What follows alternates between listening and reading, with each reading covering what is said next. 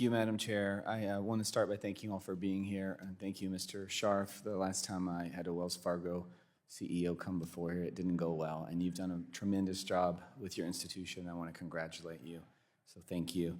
I had some follow-up to a lot of the conversations we had on China earlier today. I'll start with you, Ms. Fraser. Citi's former global head of corporate and investment banking praised the Chinese Communist Party's Belt and Road Initiative. In fact, he said, quote, "Citi's strategy is directly associated with 32 of the 69 countries, which is more than any other global institution or any other financial institution, and Citi should play a leading role in this Belt and Road Initiative," end quote. It's my belief that the Chinese Communist Party uses this initiative to give unfair advantages to Chinese companies and forces developing countries into debt traps, often with public corruption paving the way.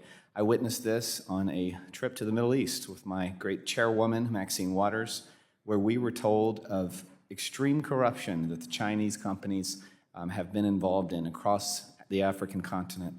And by participating in the Belt and Road Initiative, you are supporting significant risks to our national security and global economy. Ms. Fraser, Citi's support of the Belt and Road Initiative presents a serious conflict of interest. By helping our strongest adversary expand across the globe, do you understand Citi's support of the Belt and Road Initiative as directly opposed to the national security interests of the United States?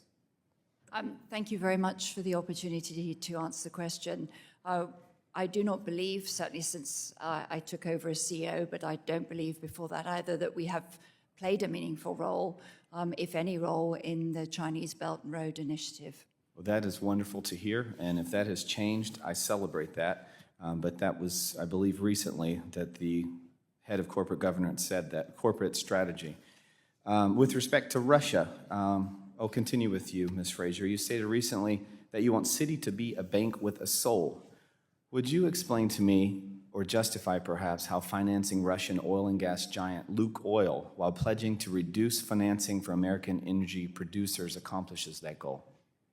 So as we've talked about, we have already in a short period of time materially reduced our activities in Russia. We're winding down our consumer franchise there and commercial banking franchise as we speak, and have been doing similarly with our corporate franchise.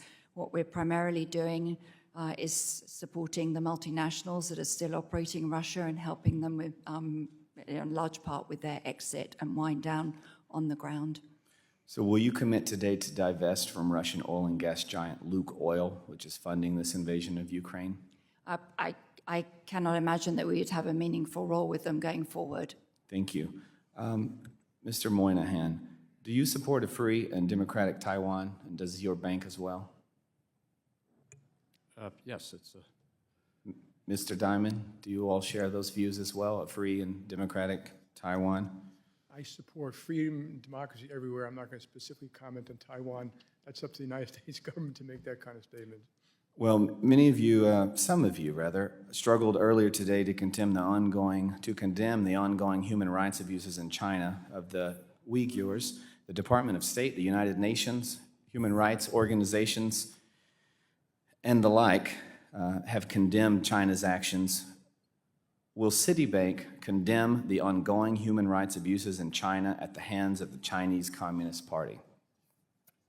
We certainly take any of the accusations of human rights abuses wherever they are in the world very seriously, and will be vocal in our distress at them occurring.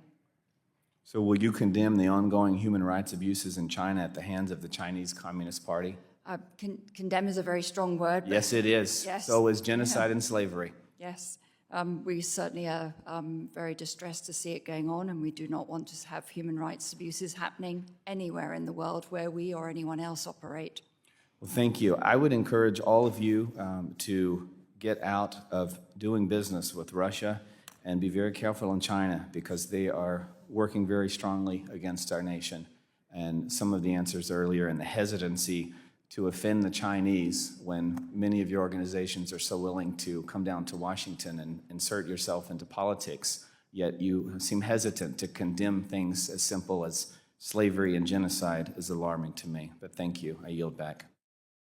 Thank you, Mr. Gooden.